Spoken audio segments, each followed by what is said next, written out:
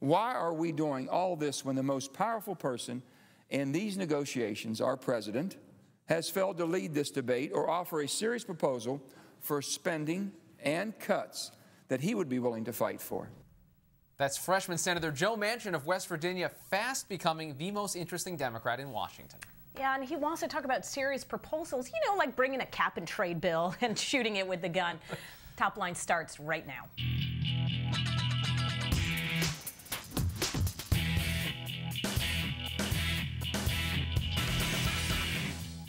Hello and welcome to ABC News Top Line. I'm Rick Klein. And I'm Amy Walter. Every day at noon Eastern, we're right here bringing you the latest in politics. It's twitter.com/Rick Klein, twitter.com/Amy E. Walter. This is a gun-free zone, but what's in your sights here today? Yes, very well done. All right, it's the moment of truth is my first top line.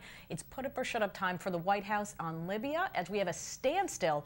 A high-level meeting today at the White House means they'll review some of the options, and none of them look very good, Rick. And, of course, we have to figure out what NATO's doing. That's right. And we've gotten to the point where there's no more sitting on the sidelines. Yep. Pretty clearly, the situation is Gaddafi stays or the U.S. gets more involved. It's interesting now matching up President Obama's campaign rhetoric when he talked about the importance of not staying on the sidelines when things like this are happening versus what it's like in the White House. Next up today, we're going to need a bigger table. Senator Chuck Schumer wants everything on it. That includes taxes in the raging fight over spending. Now, Republicans are not going to go there, not now and certainly not ever if they have anything to do about it, but it does raise some intriguing possibilities. He wants to be clear, talk about taxes and revenue enhancements as part of this year's budget solution. Republicans saying, let's get beyond this year just by cutting, and then we'll start worrying about next year. But we're seeing some strategizing here behind the scenes, but to have Democrats go out there and say, look, we need to have a bigger, broader examination than just cutting. Maybe they can put a whole pile of pennies on the table. Have you ever heard of that working? Never seen that done. But we're also seeing it behind the scenes, right? Mark Warner, Democrat from Virginia, Saxby Chambliss, Republican from Georgia. I think that's maybe where we're going to see it, is the leadership actually coming from inside, guys doing it separately rather than the leadership pushing them along. Okay, next up, wait, don't tell me. Whoa, NPR ousts President and CEO Vivian Schiller after Ron Schiller, who's not related to her, steps down because of a video taped by James O'Keefe, he of Acorn video fame.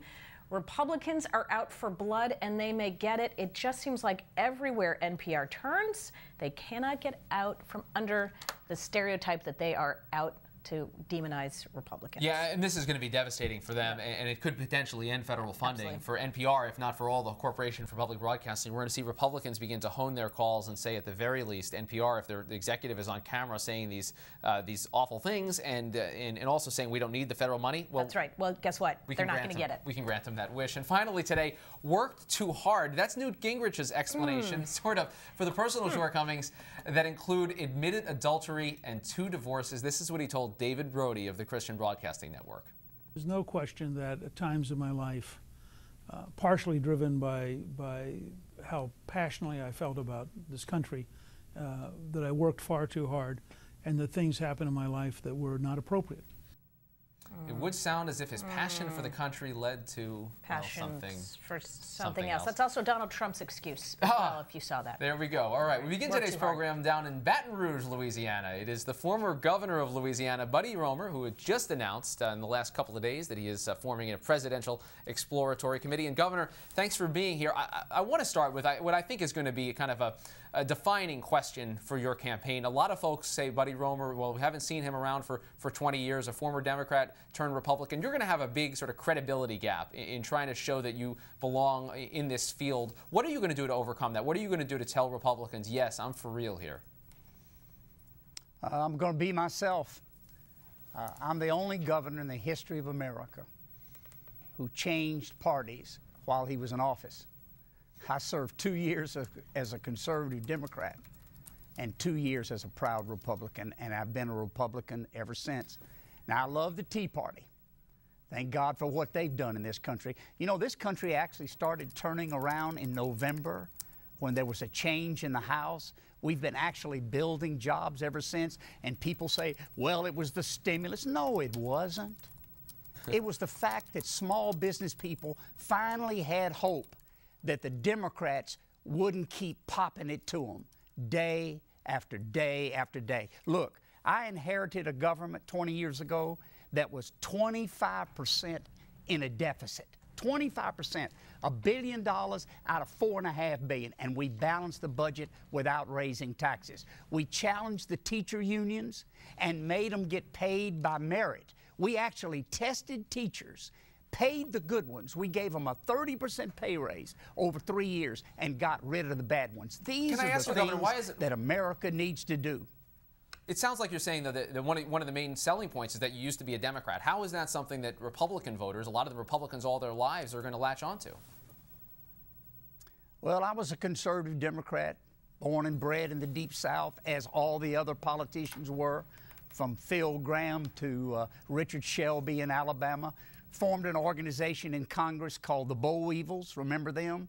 Was the only Democrat to vote against Tip O'Neill as Speaker of the House. I've always put my country first. And I stayed a conservative Democrat until finally I'd had enough. The Democrats are the party of government. I wanted to be part of a party of the people.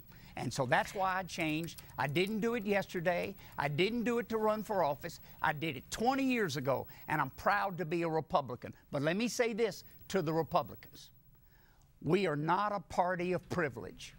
We ought to be a party of plain people. And that's who I represent across America. Farmers, small business people, people who pay their taxes, people who work for a living. Washington, D.C. is a boom town, and the rest of America is hurting. I put a limit of $100. I will not be owned by the special interests or the lobbyists. That's my issue. You know what you need as president? You need a person who's free to lead. Our president is not free. He has no foreign policy. He hadn't even read his own budget, I guarantee you. All right, so raising your money at $100 a clip, taking no PAC money, you really think you're going to be able to raise what you need to run this campaign, number one? Well, and number two, are you doing this really to make a statement, or do you really believe you're going to win this nomination? Well, I think the President of the United States needs to make a statement. People get all upset about, well, can you raise the money? This is the way I've always done it, guys. I was the only member of the United States Congress for 8 years who took no PAC money. I don't represent PACs. They're a dodge around the law. I represent people. And this campaign will be built at $100 a person across America. Let me give you a number. If I were to get 1 out of 100 people in America, 1 out of 100, that's 3 million Americans at $100 each. That's $300 million. That's more than Mitt Romney spent 3 years ago to try to buy the presidency. That's more than John McCain raised in his campaign. 1 person out of 100. Washington's blind.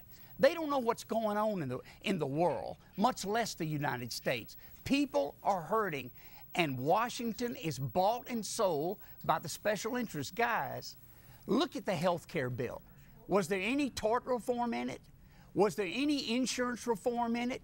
Did the pharmaceutical companies have to compete? No, no, no, because the president and the Congress were bought and sold. It's wrong. Now, Governor, I saw an interesting interview that you gave, I think, the Huffington Post yesterday, where you talked a little bit about gay marriage, suggesting that you'd be comfortable with it in states, just not your state. Am I getting that right? And I want to know how you're planning on explaining that to a lot of social conservatives who see it happening in the states, see Defense of Marriage Act falling down potentially as the Obama administration not defending it, and say, this, if you have it in some states, it's going to be everywhere eventually. Yeah, well, I mean, let's start with 2 principles. I'm a traditionalist. I believe marriage is between a man and a woman, and I made that clear in the interview yesterday. I also said that I believe in states' rights, federalism, and that each state is going to have to make this decision. He said, what would you do if it came to your state? I said, I would oppose it. I don't think it's the right thing to do. But there's an even bigger issue, guys. It's how is the debate conducted? State by state. Each state has a right to determine how it defines a marriage. I'm a Methodist boy. Our church believes that a marriage is between a man and a woman. And I'm not trying to put anybody down. That's what I believe with my heart and soul. Nothing has changed on that. Governor, one quick question for you. We obviously are moving into the debate season right now for the Republican nomination. Do you expect to be invited to those debates, and will you demand to be invited to those debates? Oh, I expect to be invited. I'm going to be a factor in this campaign. I think the next president of the United States will be a governor, a former governor. I'm the only guy running who's been a governor and a congressman. I'm the only guy running who's been a governor, a congressman, and built a bank with his own two hands from zero to 2/3 of $1 billion in size.